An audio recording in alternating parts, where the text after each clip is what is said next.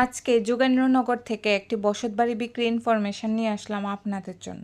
লোকেশনটা হচ্ছে যোগেন্দ্রনগর বনকুমারী নাথপাড়া। এই বসতবাড়িটি অবস্থিত যোগেন্দ্রনগর থেকে বনবীথি বিদ্যানিকেতন যাবার রোডে এই বাড়িটা অবস্থিত।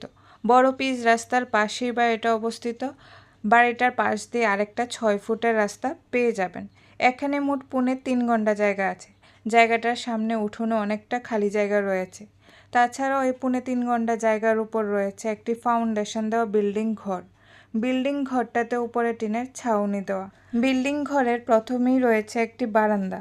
তাছাড়াও রয়েছে 3টা বেডরুম, টয়লেট এবং বাথরুম। এই বসত বাড়িটাতে জল এবং বিদ্যুতের সুব্যবস্থা রয়েছে।